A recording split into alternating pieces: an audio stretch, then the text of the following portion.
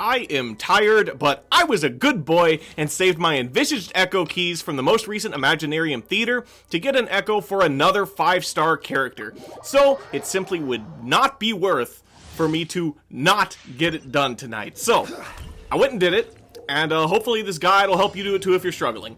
ZHONGLI'S Echo has once again not lived up to the ridiculous level of difficulty that getting Diluc's presented. So hopefully if you are struggling, I have a few little tips and tricks here that can hopefully help you out, help you get it. So the first phase is this stone pillar phase, and I'm not gonna front, figuring this out took me longer than the actual combat challenge.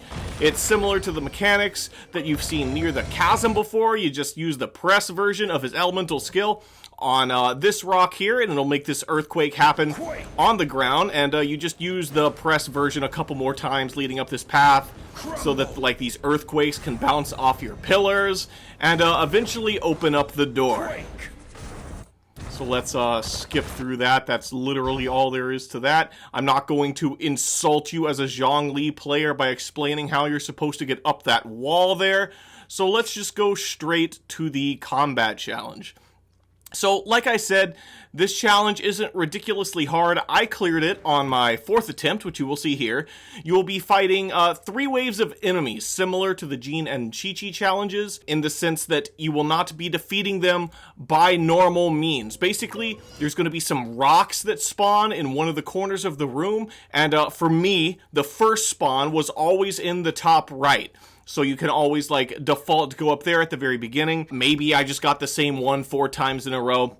But basically, what you're going to want to do is you're going to run straight to these rocks, and you're going to want to use your elemental skill on them to break them. And this is going to give you a buff, which you can see here. This buff lasts 30 seconds. And it's going to be all you need to clear the challenge, so don't worry if you don't have them talents leveled up. He does not have to be super strong. So once you break these rocks, for these 30 seconds, you will do a shockwave when you do a normal attack like that. You can do this shockwave once every 4.5 seconds, and all you really gotta do is make sure that this shockwave hits every enemy in the wave. Like you just hit all 3 here. The second wave is 3 enemies. The last wave is 2 enemies. What the enemies are doesn't really matter too much. You can generally make sure that it hits all 3 enemies by prioritizing attacking whichever one is in the middle of the 3, but most of the time you don't even have to do this because the hitbox of the shockwave is just so dang big. But whenever you see the rocks eventually spawn again, you just run to them and use the hold version of your elemental skill to break them once again and reset the 30-second timer. After the first rocks, the positions of the next rocks whenever they spawn is always going to be random. But the game tells you when they spawn, and furthermore, you can very easily figure out in which corner of the map they have spawned by using elemental sight.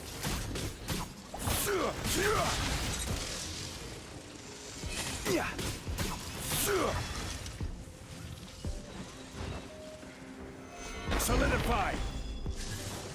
As long as you make sure to focus the enemy in the center of whichever wave you're on, that's basically all that there is to it. Since you'll be using the hold version of your elemental skill this entire challenge, you will practically always have your shield up, meaning your risk of dying will not be very high. Given you can only trigger the shockwave every 4.5 seconds, you can even prioritize dodging a lot of the time if you do have a Zhongli with a weaker shield or just generally lower HP. Just one normal attack is all that it takes to trigger the shockwave, so you can spend a lot of your time dodging. I did use my ult a couple times during the challenge, like I use it right here, but this is not for damage. This is just to conveniently help me keep the enemies where they are when they're grouped up together to make sure that the shockwave always hits all of them.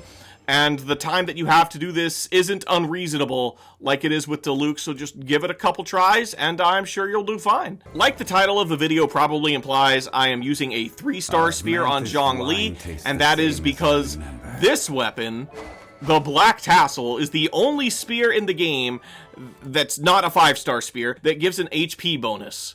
aside from the weird event wand staff thing that is just used for healers. And I'm sure that if you're attempting this challenge, you've gotten to a point in the game where you have a few of these lying around that you can use to get your Zhongli's HP value up there on the off chance you don't have one on him and are using him for something else. My artifacts, on the other hand, are much better and much more suited for Zhongli than my Diluc artifacts were. I did have him on the 4-piece tenacity of the Millilith set, and the main stats on the Sands, the Goblet, and the Circlet are all HP, so I can't exactly call this a trash build like I can with my Dilucs, but I didn't have any constellations or anything like that, and like I said previously, if you just focus on proccing the shockwave every time you can, hit every enemy in the wave with each one, make sure you use your hold elemental skill on the rocks as soon as they spawn to always have your shield up, and use the time in between shockwaves to dodge attacks if your shield is weaker, then I don't think that not having this setup would be too much of an issue whatsoever. It is worth noting that his talents are 9, 9, 10 for me. Again, I think that the shield one is the only one that even matters in the slightest, and I envision that as long as you have at least a level 6 shield as a rough estimate, you should do just fine, shouldn't cause you any problems. Then your Zhongli can run around with this sick cape tail looking thing. It's pretty